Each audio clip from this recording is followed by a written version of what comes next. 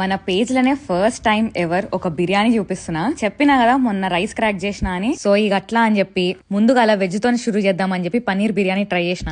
Taste అయితే ఖతర్నాక్ వచ్చింది. Process చూడుండ్రి. Beginners లెక్క ఇక్కడ ప్రాక్టీస్ చేసి తర్వాత చికెన్ మటన్ బిర్యానీ చేసుకుందాం. ఇక పన్నీర్ బిర్యానీ గానీ వెజ్ బిర్యానీ గానీ ఒక మషూర్ కాంట్రవర్సీ ఉంటది. వాళ్ళది అసలు బిర్యానీయే కాదని, వాళ్ళు దమ్ చేయరని, పలావ్ చేసి బిర్యానీ అని అంటారని, ఇటువంటి డిస్కషన్లు అయితే మస్త్ అంటే మస్త్ అవుతాయి. నీ వెజిటేరియన్స్ ఈసారి నేను మీ సైడ్. మాకు కూడా ఒక రెసిపీ ఉంది, మేము కూడా కచ్చాదం చేస్తాం, మాది కూడా బిర్యానీ అంటారని ఆర్గ్యూ చేసే ప్రతి ఒక్క పర్సన్ కి ఈ రెసిపీ చేసి తినిపి ఉండ్రి. బిర్యానీకే ఒక మెయిన్ స్టెప్ ఉంటది. ఏంది అంటే రైస్ బరాబర్ పొల్లు రావాలి. అది ఎట్లొస్తుంది అంటే 40-60 రూల్ గుర్తుపెట్టుకోండి. రైస్ ఇట్లా ఉడికేటప్పుడు 40% ఉడకంగానే ఫస్ట్ లేయర్ లెక్క వేసుకోండి. దాని తర్వాత 60% ఉడికిన తర్వాత సెకండ్ లేయర్ లెక్క వేసుకోవాలి. ఇక 40% ఉడికిందని ఎట్లా తెలుస్తుంది అంటే బియ్యం ఉడికేటప్పుడే ఒక మెతుకు తీసుకోండి. దాని గిట్ట కరెక్ట్ గా అబ్జర్వ్ చేసిండ్రనుకో మధ్యలో జర వైట్ గా ఉంటది, సైడ్స్ కి మాత్రం ట్రాన్స్పరెంట్ అయితే ఉంటది. దాని గిట్ట ఇరగొట్టడానికి ట్రై చేసిండ్రనుకో జర కడక్ గానే ఇరుగుతుంది. సమజ్ అవుతుంది కదా. చేస్తా ఉంటేనే మెల్లమెల్లగా వస్తా ఉంటది. ఇక బిర్యానీకి అయితే కలర్ వాడకుండ్రి. ఒక దాంట్లో పాలల్లో పసుపు కలుపుకోండి, ఇంకొక దాంట్లో పాలల్లో కారం కలుపుకోండి. నేను వీడియోలో చూపించినట్టు పోసుకున్నారు అనుకో కలర్ ఎగ్దమ్ ఇట్లా వస్తుంది. మనం తినేద్దే మస్తు చెత్త ఫుడ్. అల్లొక్క చెత్త తగ్గించుకుంటే పెయ్యి కూడా మంచిగా ఉంటది. సమజ్ అవుతుంది కదా.